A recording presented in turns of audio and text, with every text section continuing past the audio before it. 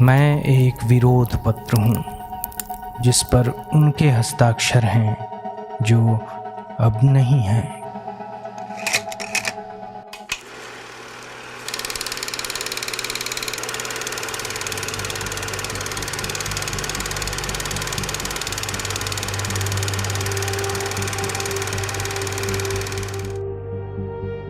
जुलाई 2021 को राज्यसभा में भारत सरकार के मंत्री ने देश को बताया कि ऑक्सीजन की कमी से यहां किसी की मौत नहीं हुई। दिल्ली से बोले गए इस खुले झूठ से भी बड़ा एक झूठ बिहार का मुख्यमंत्री कार्यालय बोल रहा था।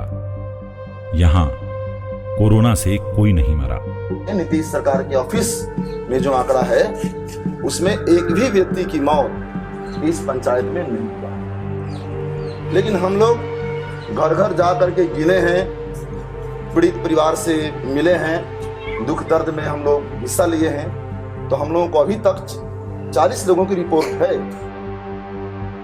तो आखिर मौत की जो आंधी चली जिसमें लाखों लाख इंसान देखते देखते गायब हो गए, वे कौन थे?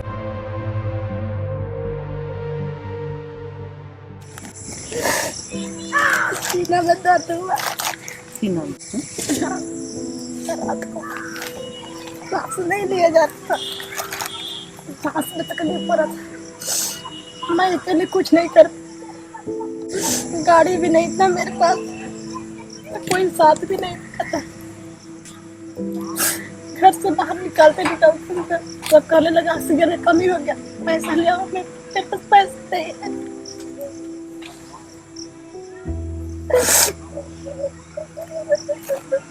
कहाँ बोले थे ऑक्सीजन?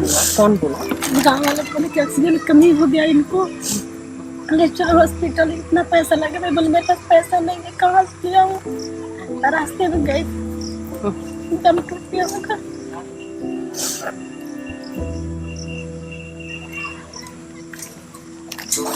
कोई नहीं है मेरे साथ, मैं अकेली हूँ।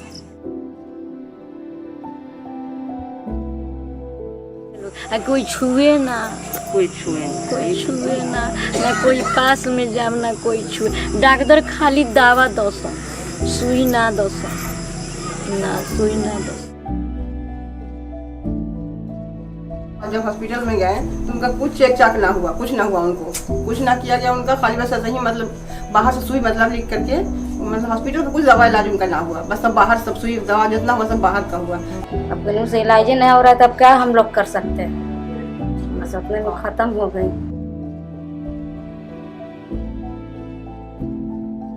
सरकारी में व्यवस्था नहीं था तो क्या करें? तो दूर से भगा रहे हैं लोग कि चाहिए चाहिए। कहीं तक दिखावे लगे ना? हाँ, एक जो क्लिनिक में बड़ा हॉस्पिटल में तो एडमिट नहीं किया। सुई दिए तब सन को हाथ न जात रहे, तब फिर बिहान भैया बोल पियर अस्पताल में जाते जाते अथी हो गया। बुरा आदमी कुछ कर ना पाई।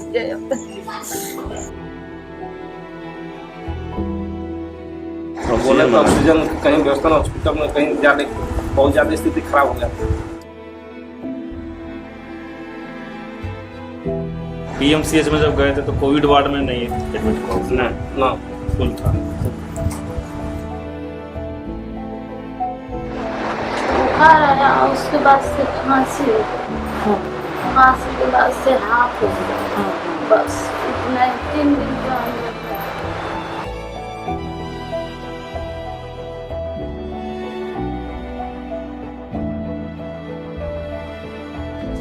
ज्यादा होने लगा ना, कोई डॉक्टर यानी इलाज नहीं करने लगा ना, तो वो हम लोग गाड़ी रिजर्व करके गए लेके आने के विचार में ले जाते तो इंतकाल कर गए। 4 दिन हम लोग परेशान, 5 दिन परेशान रहे बहुत ज्यादा। बीच बड़ी खबर बिहार से, जहां पर पटना के अस्पतालों में ऑक्सीजन की कमी की बातें सामने आई हैं। अस्पतालों ने मरीजों को लेना बंद कर दिया है। सारा डॉक्टर थक गया है, कुछ व्यवस्था नहीं हुआ हम लोग का। हाँ, हम लोग घर में अपना मतलब कि फिर सगो सहार गए तो ऑक्सीजन नहीं मिला, और उसके बाद लेकर चल आए घर पर। क्या करेंगे, किन्ने किन्ने घूमते रहेंगे, कितना भर रात सुबह 10 बजे से लेकर रात को 3 बजे तकला घूमे तो कहूँ व्यवस्था नहीं हुआ। ऑक्सीजन ही नहीं है, कहूँ ऑक्सीजन नहीं है, तो हम लोग घूम घाम कर फिर लिया है, यहीं पर रखे हैं और 10 बजते डेट करेगा।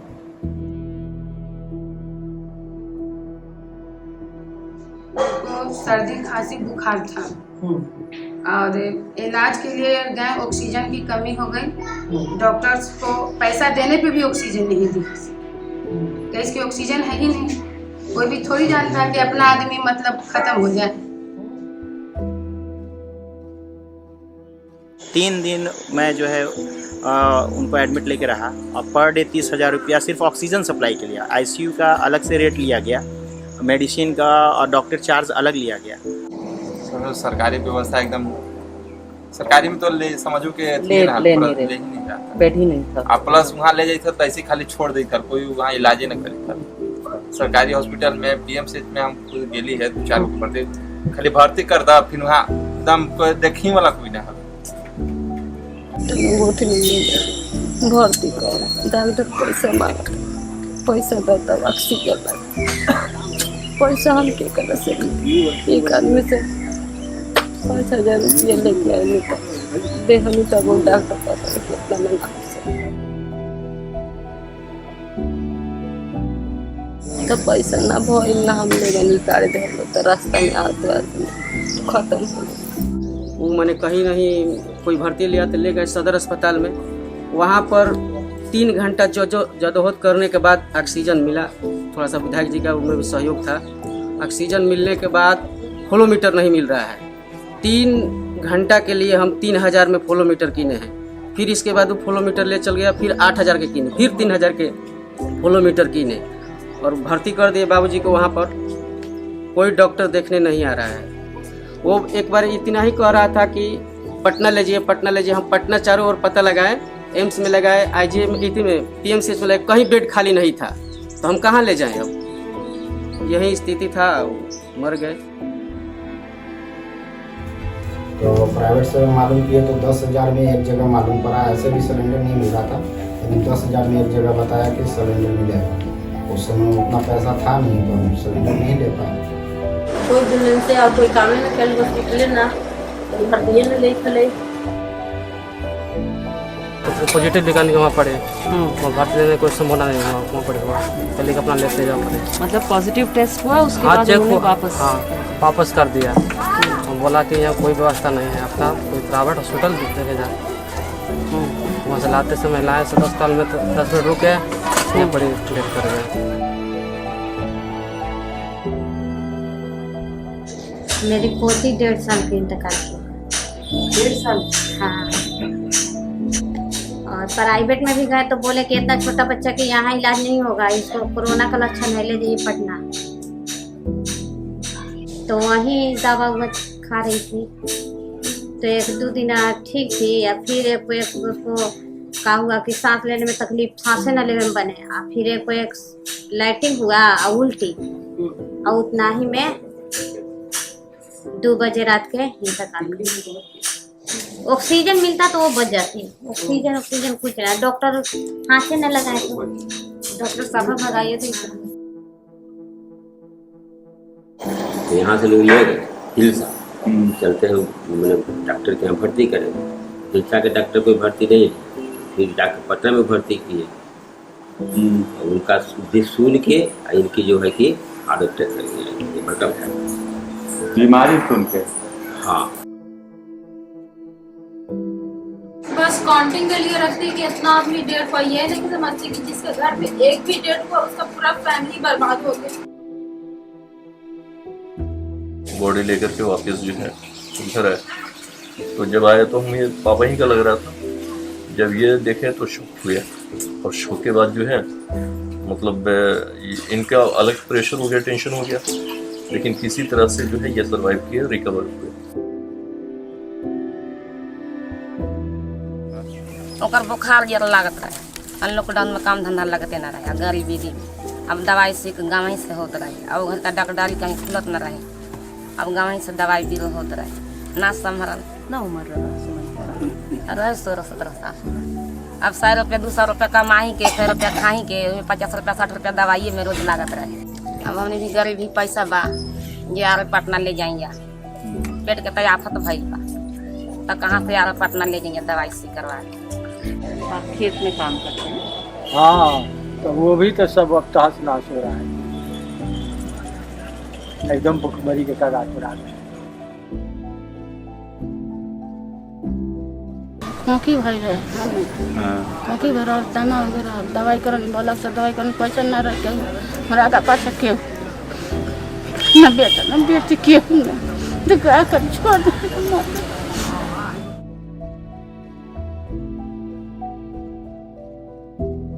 छः 7 आदमी में नुकसान है।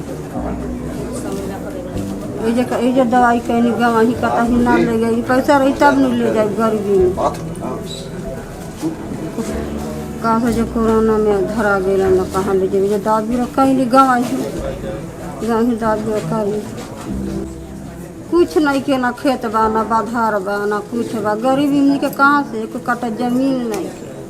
अफसोस का बात है कि मेरे घर कमाने वाले तो वही सिर्फ ही थे मेरे, 3 बच्चे मेरे हैं, कोई उसके बाद मेरे उसका कोई सहारा नहीं था, न कहीं पर खेती न बारी में छोड़िए। छोटा मोटा घर देखिए कैसा घर हो रहा है, छोटा मोटा घर हम लोग का है, बस वही कमाना खाना वही रोजी हमारे रोजी थी, समझिए कि रोजी मेरा खत्म हो गया।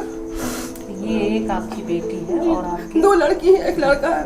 आपकी इससे छोटी एक छोटी लड़की से और है, इससे छोटा लड़का है, सबसे छोटा लड़का समझिए कि 12-13 साल का लड़का है, 2 लड़की है।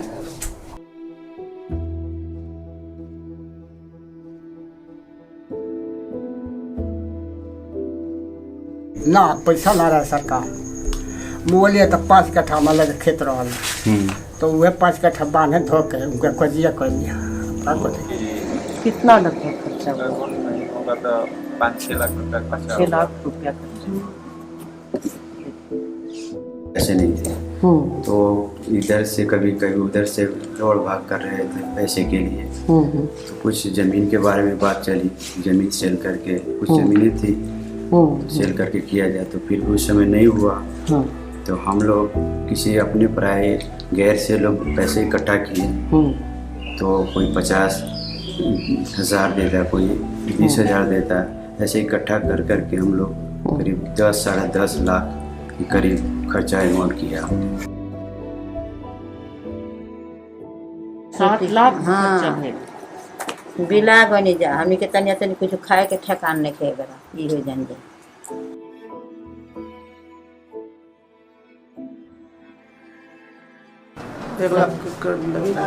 मैंने ये जो बस आपको इधर उधर घुमा दिया बस उसी में 1 लाख।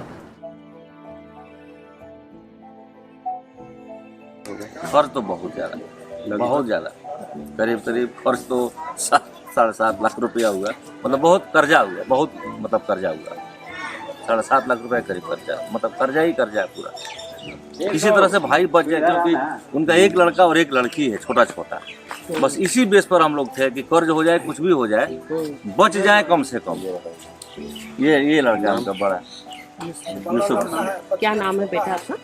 यूसुफ। खर्चा ढेर लगल बा, कर्जा कर लगल बा, उहे हो कमाया ला 1.5 लाख के करीब कर्जा, 1,60,000 कर्जा कर सुधे पर। जब हम लोग नगर परिषद में या फिर पंचायत सचिव के माध्यम से डेथ सर्टिफिकेट बनाते हैं तो किसी भी हालत में सरकार की जो तंत्र है वो सरकारी तंत्र वो उस पर कोरोना का जिक्र ही नहीं करता है। कोविड का ही ट्रीटमेंट चला रहा है। तो उनके इसमें कोविड लिखा क्या उन्हें डॉक्टर ने? नहीं, जैसे कोविड नहीं लिखे हुए। जो कोविड सेंटर में तो पॉजिटिव लोग का भर्ती किया, तो रिपोर्ट कोई दे रहा थोड़े, मरने के 1 दिन पहले बोल दिया कि निगेटिव हो गया। सर्टिफिकेट दे ही नहीं रहे, कोविड-19 है बोल के, कोरोना है बोल के, तो छुपाने में लगी हुई है सब बात। तो हार्ट अटैक में लिख दे, हार्ट अटैक लिख लेगा जी। तो अगर आप एक इंसान को गिन ही नहीं रहे हैं मौत, तो एक तरह से आप उनके जीवन का भी मजाक उड़ा रहे हैं। करोड़ों जिंदा बचे लोग क्या किसी सामूहिक नींद में बड़बड़ा रहे थे, गिड़गिड़ा रहे थे, बिलख रहे थे और अपनों की एक एक सांस के लिए तड़प रहे थे। बेशक भविष्य में जो इतिहास लिखा जाएगा उसमें यह विडंबना भी दर्ज की जाएगी कि सूरज की तरह जलती और गंगा की धारा में बहती एक बेहद तकलीफदेह सच्चाई को हृदयहीन सरकारें झूठा बतला रही थीं। वहीं उस जद्दोजहद को भी याद किया जाएगा जो भुला दिए जाने की साजिश के विरुद्ध उस जमीन पर चलाई जा रही थी, जहां यादें ही यादें थीं, अपनों की यादें। सरकार से मांग है कि आप जांच टीम गठित कीजिए और ईमानदारी पूर्वक जांच कराइए, आपको दूध का दूध पानी का पानी मालूम हो जाएगा। विगत जो महामारी का दूसरा दौर आया तो हम लोगों ने देखा कि बड़ी संख्या में लोग मारे जा रहे हैं, बेमौत मर रहे हैं, अस्पताल में कोई व्यवस्था नहीं है और सरकार इस तथ्य को झुटलाने में भी लगी हुई थी। ये जरूरी है कि हर कोविड की मौतें गिनी जाएं। हम लोगों ने घर घर जाकर, गांव-गांव जाकर मृतकों की सूची बनाने, अस्पताल की जांच करने, इसका कार्यक्रम बनाया।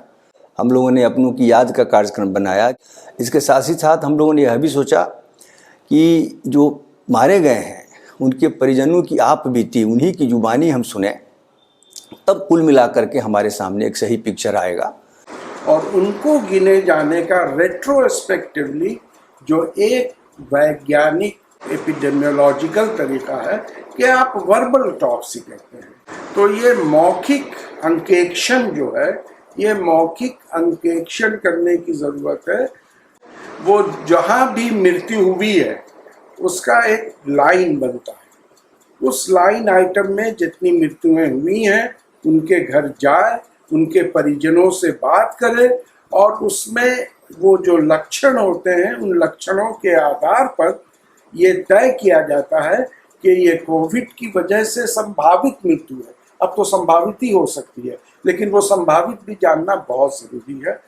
और जब हम लोगों ने जांच किया तो जो आंकड़े आए वो बहुत चौंकाने वाले थे और हम लोगों ने जो जहाँ तक सोचा था उससे भी बढ़ करके उन चीज़ों की पुष्टि कर रहे थे। और जो बड़े शहर हैं उनकी जांच हम लोग नहीं कर सके हैं, फिर भी जो हमारे पास आंकड़े आए हैं वो सरकारी आंकड़ा में जितनी मौतें बताई जा रही हैं उससे कम 20 गुना ज़्यादा है। बिहार के 13 जिलों में संचालित किए गए कोविड सर्वे में कुल मौतों की संख्या थी 7,984, जिनमें कोरोना से हुई मौतों की संख्या थी 7,200। इन्हीं जिलों में सरकारी आंकड़ों में कुल मौतों की संख्या है 4,612, जिनमें कोरोना से हुई मौतों की संख्या बहुत कम है। एक विशाल आबादी तक कोविड जांच की सुविधा नहीं पहुंची।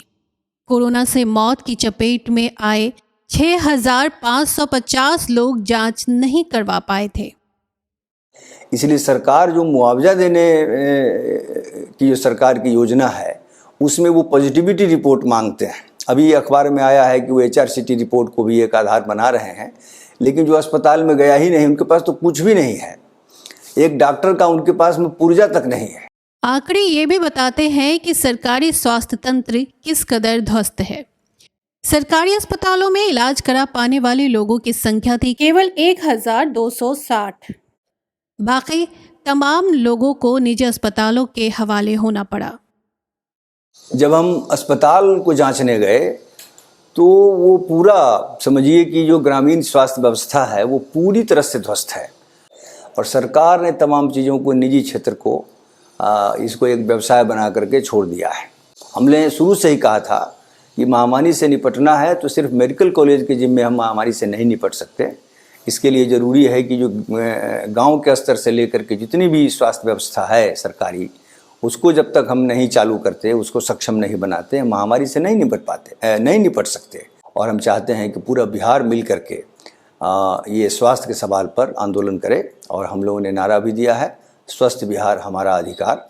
इस आंदोलन को भी हम आगे बढ़ाएंगे।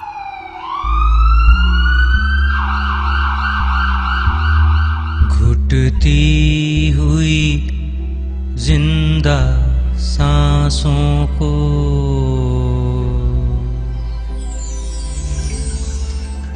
ना भूलेंगे,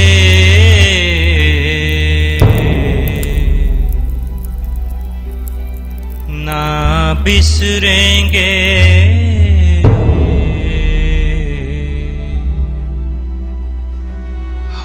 याद रखेंगे अपनों